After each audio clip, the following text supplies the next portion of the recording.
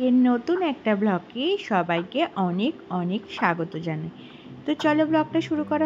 দিজা বুড়ি এখন বিয়ে বাড়ি বলে সাজতে বসেছে, দেখো নেল পালিশ করতে বসেছে। আমি নেল পালিশ পরেছি, এইবার ওর কান্নাকাটি ও লাল জামার সাথে নেল পালিশ করবো। ওই দেখো পাকামো মারে, এবার ধেপড়ে যাবে দিজা, ধেপড়ে যাবে, ছেড়ে দাও আমি করে দিচ্ছি। বিয়ে বাড়িতে অনেক দূর যাব বলে জানি না ওখানে ফুল অ্যাভেলেবেল কিনা কিংবা কোথায় বা কিনতে যাব, তাই এখান থেকেই কিছুটা ফুল নিজের পরবো বলে নিয়ে নিয়েছি।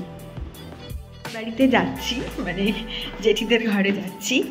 এখন কালকে ভোর 4টে হয়ে গেছে, কিন্তু দাদার ঘর বেডরুমের লাইট জ্বলছে। তো চলো এখন। আর এখানে চলছে দাদার লাস্ট মুহূর্তের আইবুড়ো ভাত। তো ওই আর কি ঘরোয়াভাবে একটু কোনো রকমে, কারণ পরের দিন আমাদের সব ভোর 3টের সময় বেরোনো। আর দাদা দেখো কি রেগে যাচ্ছে, ওকে জেঠি খাইয়ে দিচ্ছে বলে। আর এখানে মিষ্টি তত্ত্ব হিসাবে নিয়ে চলেও এসেছি আমরা। তো এইগুলোতে গাড়িতে তুলবো, আর সবাই মিলে এখন একটু গল্প করছে যে কালকে কি করে বেরোবো, কখন বেরোবো, সেই নিয়ে সব গল্প চলছে। বাসও এসে গেছে দেখো। আর চলো তোমাদের দেখাই এখন ঘড়িতে ঠিক কটা বাজে। 3:15 বাজে রাত্রির। মোটামুটি রেডি হয়ে গেছি। আর সব থেকে শোচনীয় অবস্থা হচ্ছে এর, অনেক কান্না করেছে, বলছে ভাল লাগছে না, যাবো না, কিন্তু আর কি করা যাবে। তো গাড়িতে উঠে জানি ঘুমিয়ে পড়বে। এখন যাওয়ার পর রেডি হয়ে গেছে। এখন আর মোজা পরা বাকি, বরেরই দেরি, আর সবাই হয়ে গেছে। বর এত কথা বলে বরে দেরি করেছে। গাড়িতে উঠে যে যার মতো যার যার প্রিয় মানুষের পাশে বসে পড়েছে। আর এদিকে দেখো দিজাপুরিকে কেমন ভূতের মতো লাগছে, নীল আলোতে। গাড়ির লাইটটা আসলে নীল ছিল। তারপরে আমরা প্রথম চা খেতে দাঁড়ালাম হচ্ছে দত্তপুকুরে। সবাই গাড়ি থেকে নেমে ঠিক 3:45 নাগাদ একটু খেয়ে নিলাম চা। আর দিজাপুরি খুব কান্নাকাটি করে আমার কোলে উঠে বসেছে। তো গরম গরম ধোয়া ওঠা চা। আর তারপরে আবার গাড়ি ছুটলো। আমাদের গন্তব্য এখন সেই ঝাড়খণ্ড। এবারে বাসের মধ্যে সবাই নেমে গেছে, আর দিজাপুরি কিন্তু আমার কাছে আমার কোলে ঘুমিয়ে পড়েছে। আর আমি যার জন্য একটুও নামতে পারিনি। এরপর বাসটা থেমেছিল একটা ধাবাতে সকালের ব্রেকফাস্টের জন্য। আর এখানে আমাদের পাত্রকে দেখো, ও মুখে একটা পিম্পল উঠেছে বলে ভীষণ চিন্তা যে রাত্রিবেলা হয়তো আমাকে বাজি দেখতে লাগবে। ও আমাদের গাড়িতে ছিল না, ওর পার্সোনাল গাড়িতে ছিল। তারপর আমরা ব্রেকফাস্ট নিয়ে নিলাম। আর ব্রেকফাস্টে ছিল আমাদের ওইখানকার একটা ভালো খাবার। এটা কিন্তু আমরা ঝাড়গ্রামে দাঁড়িয়েছিলাম। তো ব্রেকফাস্টে ছিল আলুর পরোটা, চানা মশলা, আর সাথে ছিল একটা অমলেট। বেশ ভালোই খাওয়া দাওয়া করে আবার গাড়ি ছুটলো। এর মধ্যে ততক্ষণে দিজাও উঠে গেছিল। দিজা একটা লম্বা টানা ঘুম দিয়েছিল, আর ওর জন্য আমি মিষ্টি আর মুড়ি একটু নিয়ে নিয়েছিলাম। ও ওটাই তখন খাচ্ছিল। আর আমি সাধারণত বাচ্চার খাওয়া সবসময় ক্যারিই করি নিজের সাথে।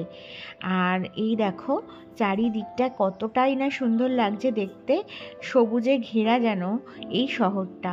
খুব ভাল লাগছিল, এত সুন্দর ছিল। তারপরে দেখতে দেখতে আমরা পৌঁছে গেলাম জামশেদপুরে গিয়ে একটু জ্যামে পড়েছিলাম, তাই গাড়িটা একটু দাঁড়িয়েছিল।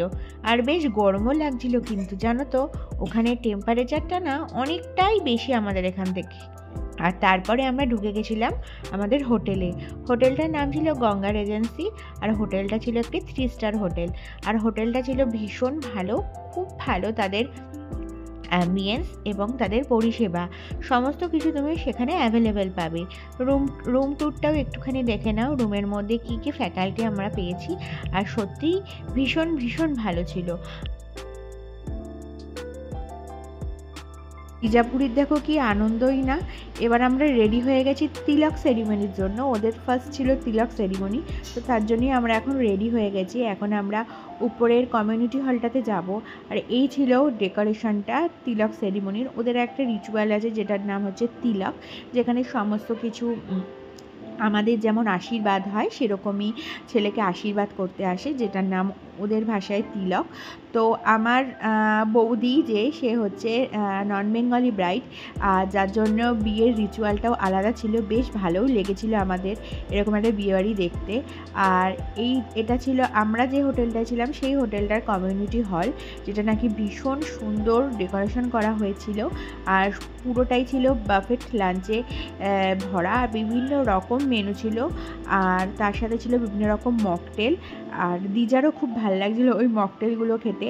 আর এখানকার স্টাফদের বিহেভিয়ার এতই ভালো ছিল যে দিজাকে ওরা ভীষণ ভালোবেসেছিল, আর বারবার এসে দিজাকে এরকম খাবার দিয়ে যাচ্ছিলো। এই খাবারগুলো খাওয়া দাওয়ার পর আমরা চলে গেলাম মেইন কোর্সে। তো দিজাকে দেখো কি বলছে কি জানি না, তো ও খুব মানে ভালো লেগেছিলো ওরও খাবারটা। তারপর বাকিরাও খাচ্ছিল আর আমিও একটু বসে বসে ভিডিও করছিলাম। ওরা স্যুপ টুপ খাচ্ছিল সবাই, তা সবার ভিডিও করছিলাম বলে সবারই বেশ ভালো লাগছিল। আর তারপরে দিজার বাবা খেলছিল একটু লুকোচুরি ওখানে। আর তোমাদের এবার চলো নিয়ে যাই হোটেলের ঠিক ব্যাকে। তা এটা ছিল সেই হোটেলের ব্যাগটা, যেটাও খুব সুন্দর ছিল। বাইরে একটা খোলামেলা জায়গা, যেটা কমিউনিটি হলের ঠিক অপোজিটেই ছিল। এখানেও তুমি খেতে পারবে। আর ওরা এনেছিল আশীর্বাদের জন্য এই ফলগুলো। তারপরে আমরা একটু লাঞ্চ করে নিলাম। লাঞ্চে খুব হালকা একটু আমি খেয়েছিলাম। চলো তাহলে তিলক সেরিমনিটা তোমাদের একটু দেখাই।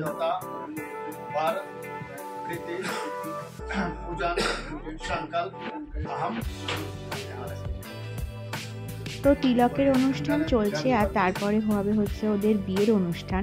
তো সেটা রাতে ছিল, তো পরের ভিডিওতে আমি সেটা দেখাবো। তো ততক্ষণের জন্য টাটা।